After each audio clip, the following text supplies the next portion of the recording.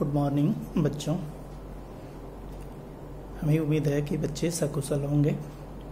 आज हम वीडियो के इस अंक में कक्षा 12वीं के गद्य खंड का दूसरा चैप्टर बाजार दर्शन का अध्ययन करेंगे। बच्चों, गद्य खंड में सबसे आवश्यक होता है किसी भी पाठ का सारांश।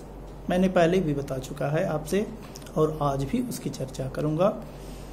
इसलिए मैं इस बाजार दर्शन जो जैनेन्द्र कुमार जी की बहुचर्चित चैप्टर में से बहुचर्चित कहानियों में से एक है बाजार दर्शन, इसमें इन्होंने बाजार का उसकी क्या है उपयोगिता, किस तरीके से हम बाजार के प्रति आकर्षित होते हैं, बाजार के प्रति हमारा दृष्टिकोण कैसा होना चाहिए, बाजार किस तरीके से हम ग्राहकों को आकर्षित करता है, न चाहते हुए भी किस तरीके से हम सामान को खरीदने के लिए बाध्य होते हैं, उस पर इन्होंने अपने दृष्टिकोण को व्यक्त किया है। तो आइए हम लोग शुरू करें बाजार दर्शन। इसमें इन्होंने सबसे पहले एक मित्र की चर्चा किया है। इसमें इन्होंने खास तौर से 3 लोगों की चर्चा किया है और 3 लोगों के माध्यम से ही इस पूरे चैप्टर का दार्शनिक अध्ययन इन्होंने व्यक्त किया है। 3 लोगों में से कौन है?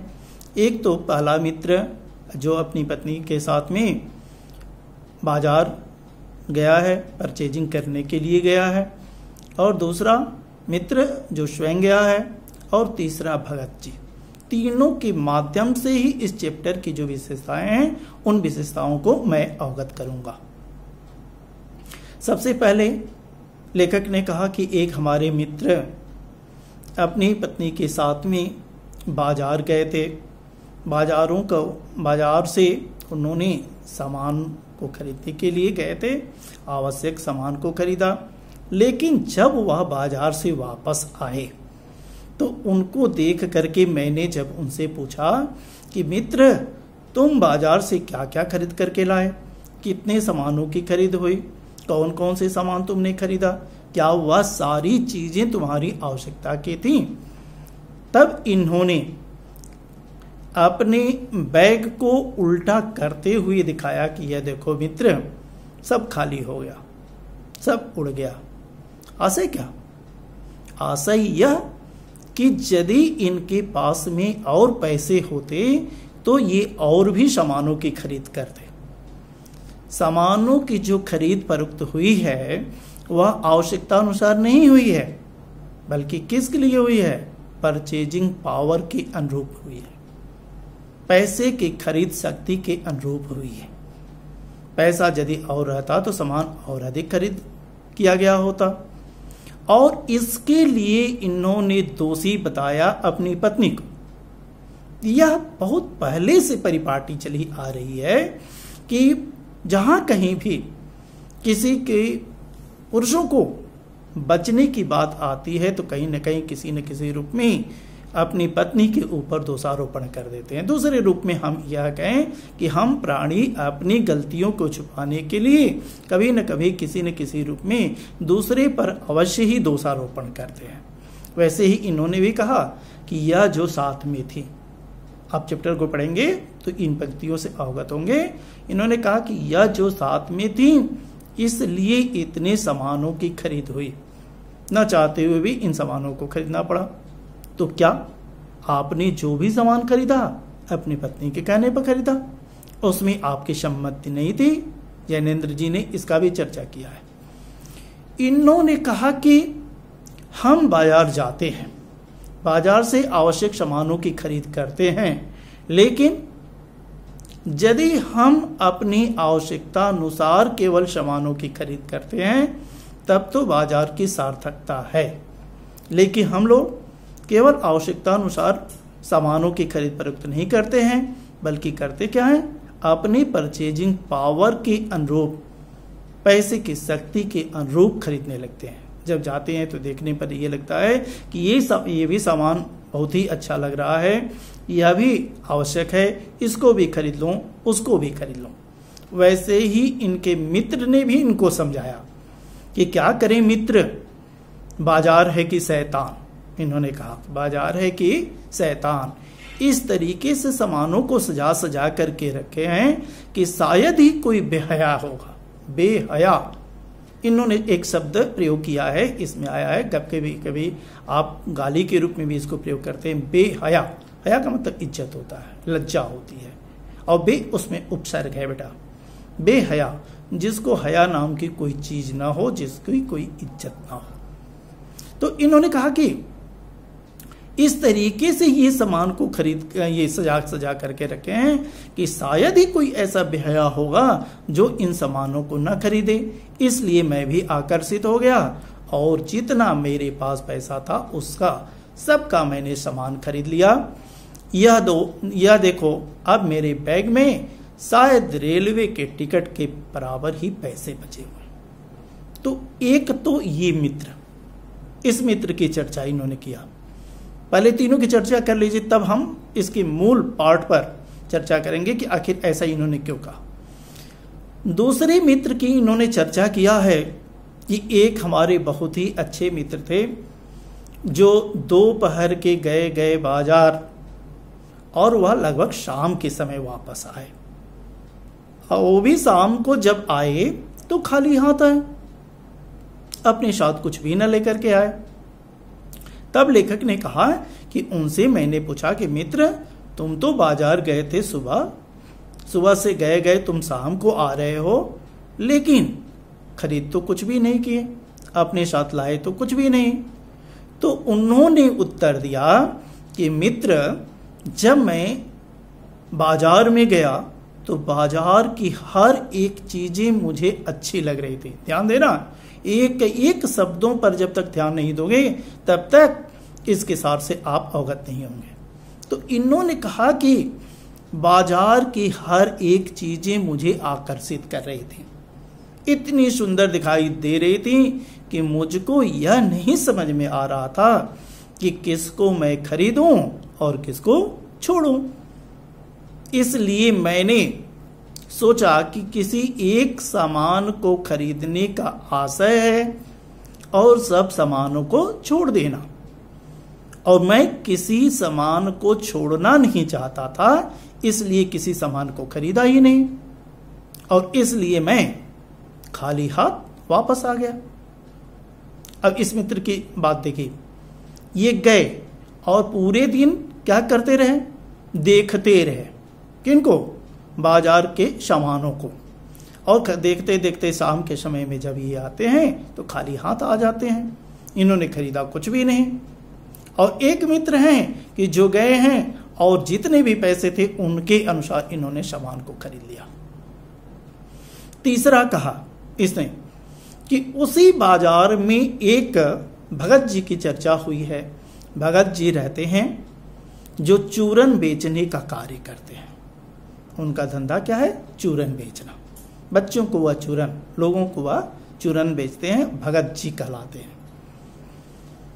और भगत जी उसी बाजार से, उसी चांदनी चौक से होते हुए जाते हैं और जा करके रुकते हैं तो सिर्फ पंसारी की दुकान पर। अब बात आई है कि पंसारी की दुकान क्या है? वहां पर जहां पर ये आवश्यक चूरन बनाने के लिए जीरा, नमक आदि चीजों की बिक्री की जाती है, खरीद की जाती है, उन दुकानों को पंसारी की दुकान कहा जाता है बेटा। तो ये जा करके केवल पंसारी की दुकान पर ही रुकते हैं। उसी बाजार के बीच से ही होकर के ये जाते हैं। दोनों तरफ उस चांदनी चौक की हर एक चीजें, जो एक से एक फैंसी स्टोर, क्लॉथ स्टोर, आवश्यक चीजों के लिए जो दुकानें सजा सजा करके रखी गई हैं, उन सभी दुकानों के ऊपर इनकी नजर पड़ती है, लेकिन यह आकर्षित किसी तरफ नहीं होते हैं। रुकते हैं तो सिर्फ एक जगह पर जाकर के रुकते हैं। कहां पर? उसी पानसारी की दुकान पर। और वहां से जो ही ये अपनी आवश्यक वस्तुएं, नमक, जीरा, काला नमक, जीरा आदि जो खरीदते हैं कि उसके बाद में इनके लिए बाजार बिल्कुल शून्य हो जाता है। उस बाजार की कोई उपयोगिता नहीं रह जाती है। और इनका एक नियम है। नियम क्या है कि यह चूरन सुबह जब लेकर के निकलते हैं तो निकलने के बाद में केवल 6 आने तक का ही ये चूरन खरीदते हैं, बेचते हैं। जो ही 6 आना इनका पूरा हो जाता है, 6 आने की बिक्री कर लिए, बाकी चूरन को ले जाकर के बच्चों में मुफ्त बांट देते हैं और ये प्रसन्न रहते हैं। बाकी ऐसे नहीं, ये भी यदि चाहते, इतनी इनकी अच्छी पकड़ है, समाज में इतनी इनकी मान मर्यादा है, इस तरीके से लोग इनको सम्मान देते हैं कि निकलने के बाद में शायद ही कोई ऐसा होगा जो इनका अभिवादन न करता होगा और भगत जी उन लोगों का अभिवादन स्वीकार न करते हों। सब लोग इनका भी अभिवादन करते हैं, ये भी लोगों का अभिवादन करते हैं। यदि बेचते तो बहुत ज्यादा चूरन ये बेच लेते, बहुत अच्छा इनका इनकम हो जाता। लेखक ने लिखा भी है कि यह लिखते लिखते, जब मैं यह लिख रहा हूं तो कहीं आप पढ़ते पढ़ते यह न समझें कि मैं चूरन का प्रचारक हूं, मैं चूरन का प्रचार कर रहा हूं। नहीं, इनके माध्यम से अपनी कुछ बातों को आपके यहां मैं प्रस्तुत करना चाहता हूं। अब देखिए, आइए हम लोग दार्शनिक अध्ययन करें। पहले मित्र को देखा गया कि वे जाकर के सामानों की खरीद करते रहे सुबह से लेकर के शाम तक, और क्या किए, आवश्यकता से अधिक सामान खरीद करके लाए। जितना उनके पास पैसा था उतना इन्होंने सामान खरीदा। दूसरा मित्र सुबह से लेकर के शाम तक केवल बाजार का दर्शन करता रहा और वह कुछ भी खरीद नहीं पाया। क्यों? क्योंकि सभी वस्तुएं अच्छी लग रही थी। आशय क्या कि यह अपने आप को इस रूप में नहीं ढाल पा रहे थे कि हमारे लिए आवश्यक क्या है, क्या लेना है, क्या नहीं लेना है। जब हम और आप भी दिग्भ्रमित हो जाते हैं कि हमें कौन सी चीजों को खरीदना है, कौन सी चीजें नहीं खरीदनी है, तो बाजार का उल्टा असर हमारे ऊपर पड़ने लगता है। हम अनावश्यक चीजों को ही खरीद करके लेकर के चले आते हैं और फिर बाद में हम अनुमान करते हैं कि ये सारी वस्तुएं हमको आराम देने की बजाय मेरे आराम में क्या कर रही हैं, खलल डाल रही हैं। तीसरे भगत जी हैं। भगत जी भी इस संसार में रहते हैं, इन सारी चीजों को देखते हैं, बाजार इनको भी देखता है, लेकिन बाजार के जादू का असर इस भगत के ऊपर नहीं पड़ता है। कारण क्या?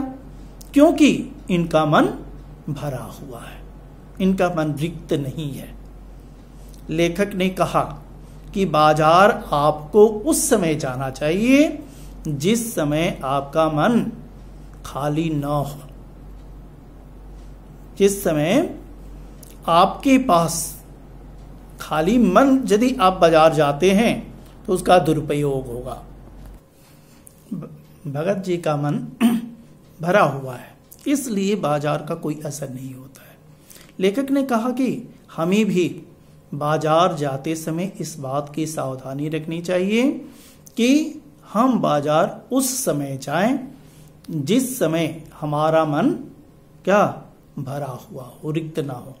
क्योंकि इन्होंने कहा कि बाजार का असर उस समय सबसे अधिक होता है जिस समय आपकी जेब भरी हुई हो और मन खाली हो। यदि आपकी जेब खाली हो और मन भी न भरा हुआ हो तब भी बाजार का असर हो सकता है। लेकिन जब आपका मन भरा होगा तो मन भरने का मतलब क्या? कुछ भी खरीदने की इच्छा न होना, जो हमारी आवश्यक चीजें हैं उन्हीं के ऊपर केवल ध्यान देना। ऐसी स्थिति में हम जाते हैं तो बाजार हमको सार्थक करता है, बाजार की सार्थकता महसूस होती है। कभी कभी केवल एक प्रश्न आता है कि बाजार किसे कहते हैं? बाजार का शाब्दिक अर्थ होता है वह स्थान जहां हम अपनी आवश्यक वस्तुओं की खरीद और बिक्री करते हैं। आवश्यक वस्तुओं की खरीद और बिक्री करने वाला स्थान ही आपका क्या होता है? बाजार कहलाता है।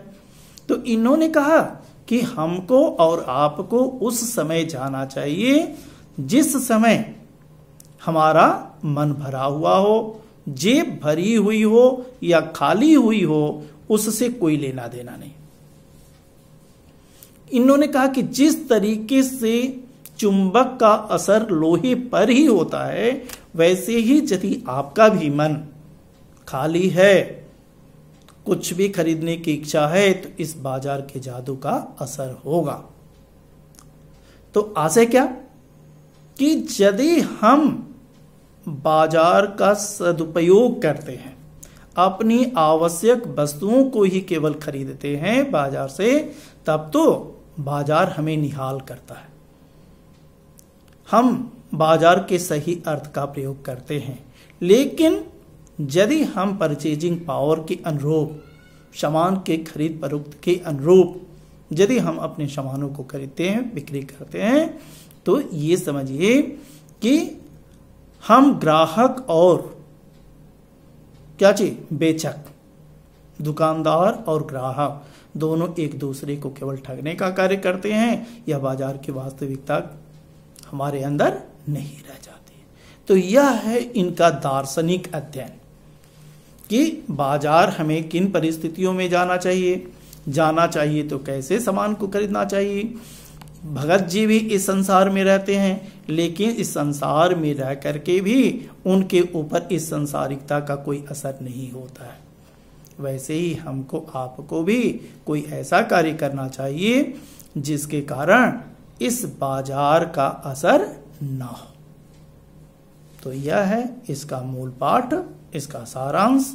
वीडियो के अगले अंक में हम इससे कुछ चुनिंदे जो अंश हैं, उस अंश के आधार पर आपको अर्थ ग्रहण से अवगत कराऊंगा। आज के लिए बस इतना ही। धन्यवाद। अभी भी मैं पूरी तरह से स्वस्थ नहीं हुआ हूं, लेकिन आपका कहीं अहित न हो, इसलिए यह वीडियो समय समय पर प्रेषित कर रहा हूं और आपको आश्वस्त भी कर रहा हूं कि आपका पाठ्यक्रम कभी भी पीछे नहीं रहेगा। मैं समय से आपका पाठ्यक्रम समाप्त करूंगा। धन्यवाद।